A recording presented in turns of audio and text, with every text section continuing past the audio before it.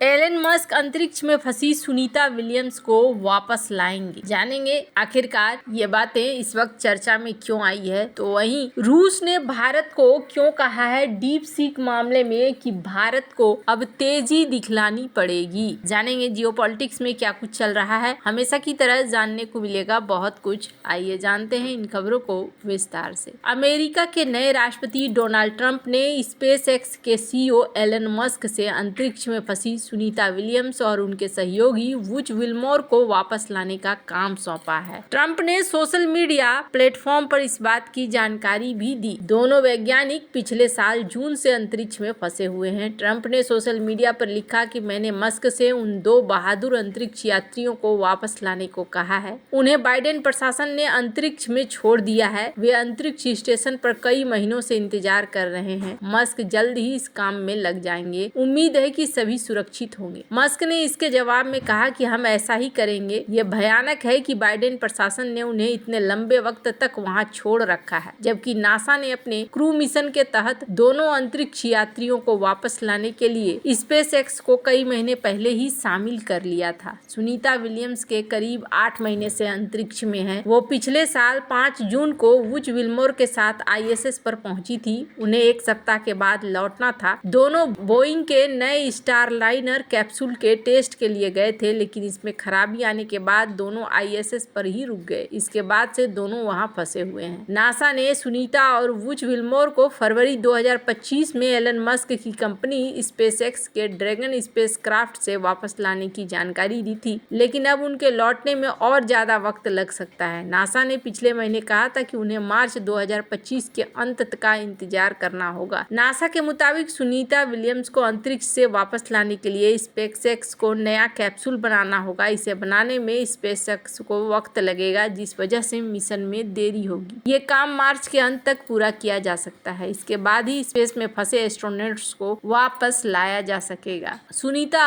और Butch Wilmore Boeing और NASA के joint crew flight test mission पर गए थे। इसमें सुनीता स्पेसक्राफ्ट की पायलट थी। उनके साथ वुच विल्मोर इस मिशन के कमांडर थे। दोनों को इंटरनेशनल स्पेस स्टेशन में 8 दिन रुकने के बाद वापस पृथ्वी पर आना था। लॉन्च के समय Boeing defence space and security के प्रेसिडेंट सीईओ टेड ने इसे स्पेस रिसर्च के एक नए युग की शानदार शुरुआत बताया था। इस मिशन का मुख्य उद्देश्य स्पेसक्राफ्ट की एस्ट्रोनॉट्स को स्पेस स्टेशन तक ले जाकर वापस लाने की क्षमता साबित करना था। एस्ट्रोनॉट्स को स्पेस स्टेशन पर 8 दिन में रिसर्च और कई एक्सपेरिमेंट भी गुजरने थे। सुनीता और विल्मोर पहले एस्ट्रोनॉट्स हैं जो एटलस V रॉकेट के जरिए स्पेस ट्रेवल पर पहुंचे थे। इस मिशन के दौरान उन्हें स्पेसक्राफ्ट को मैनुअली भी उड़ाना था। फ्लाइट टेस्ट से जुड़े कई तरह के ऑब्जेक्टिव्स भी पूरे करने थे। स्टारलाइनर स्पेसक्राफ्ट के लॉन्च के समय से ही उसमें कई दिक्कतें थी। इनके कारण 5 जून से पहले भी कई बार लॉन्च फेल हुआ था। लॉन्च के बाद भी स्पेसक्राफ्ट में दिक्कतों की खबर आई। नासा ने बताया कि स्पेसक्राफ्ट के सर्विस मॉड्यूल के थ्रस्टर में एक छोटा सा हीलियम लीक है। एक स्पेसक्राफ्ट में कई थ्रस्टर होते हैं। इनकी मदद से स्पेसक्राफ्ट अपना रास्ता और स्पीड बदलता है। वहीं हीलियम गैस होने की वजह से रॉकेट पर दबाव बनता है। उनका ढांचा मजबूत बना रहता है, जिससे रॉकेट को अपनी फ्लाइट में मदद मिलती है। लॉन्च के 25 दिन में स्पेसक्राफ्ट के कैप्सूल में 5 हीलियम लीक हुए। 5 थ्रस्टर्स काम करना बंद कर चुके थे। इसके अलावा एक प्रोपेलेंट वाल्व पूरी तरह से बंद नहीं किया जा सका।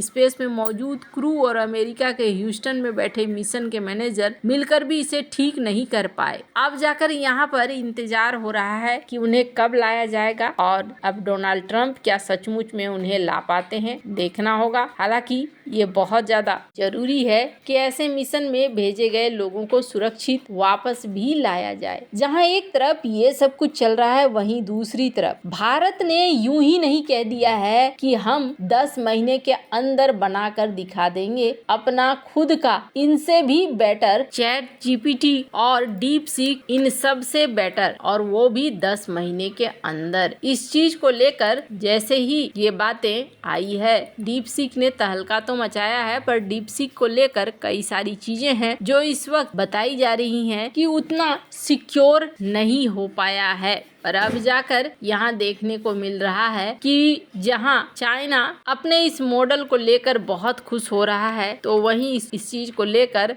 भारत में भी चर्चे होने शुरू हो चुके हैं। और भारत के साथ साथ देखने को मिल रहा है कि रूस की मीडिया ने भी इस चीज को छापा है। स्क्रीन पर आप देख सकते हैं, जिसमें कहा कि चाइना ने एक डीप सीक नाम के बॉम्ब को छोड़ दिया, जिससे अमेरिका की जो टेक सुप्रीमेसी थी वो खत्म होते हुए दिख रही है। और ऐसा लग रहा है कि अब सिलिकॉन वैली नहीं बल्कि ईस्ट की तरफ टेक्नोलॉजी का पूरा महत्व आ रहा है और भारत को इस चीज को एक्ट करने की जरूरत है। स्क्रीन पर एक डेटा देख रहे हैं आप। इस डेटा में आपको टॉप 5 के देश दिखेंगे जिनके पास आर्टिफिशियल इंटेलिजेंस, कंप्यूटिंग और कम्युनिकेशन में क्षमताएं हैं, जैसे कि एडवांस डेटा एनालिटिक्स। इसमें अगर बात करें तो टॉप में है चाइना 33.2%, अमेरिका है 14.4%, तो वहीं भारत के पास जो क्षमता है वो 5.4% है, यूके के पास 4.0%। और इस तरीके से देखने को आपको मिलेगा एआई एल्गोरिथम और हार्डवेयर एक्सेलरेटर में भी चाइना यहाँ बाजी मार ले जा रहा है। और दूसरे नंबर पर अमेरिका है, तीसरे नंबर पर भारत है। वहीं मशीन लर्निंग की बात करें तो भी वही सीन देखने को मिल रहा है।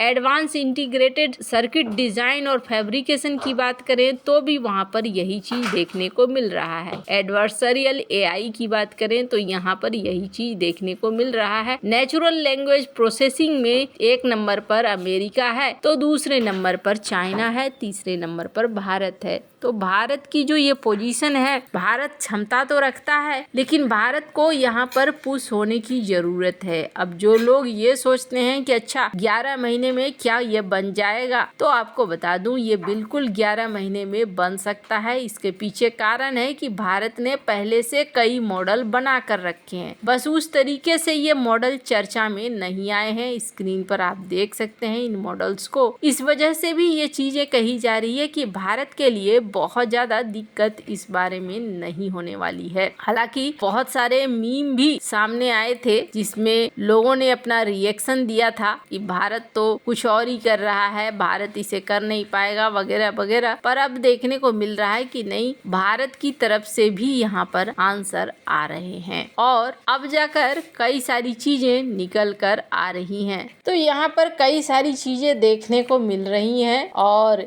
ये जो है एक सेंसरशिप की तहत देखने को मिल रहा है। जब ऑल्टमन भारत आए थे तो सैम अल्टमन से ये पूछा गया था, भारत में एक सीईओ ने ये बात पूछी थी कि क्या $10 मिलियन में भारत भी बना सकता है, तो फिर सैम ने कहा था कि नहीं, ये संभव नहीं है, इतना आसान नहीं है, ऐसा नहीं हो सकता है। तो ये चीजें देखने को मिल रही है कि भारत ने भले उस चीज पर ध्यान न दिया हो, लेकिन यहाँ पर इन्होंने, चाइना वालों ने तरीके से इसे लॉन्च किया और इस पर काम किया। वैसे आपको क्या लगता है इन सब मामले में, आपकी क्या राय है, कमेंट कर जरूर बताएं। जल्द मिलते हैं अगली वीडियो में नई खबर के साथ।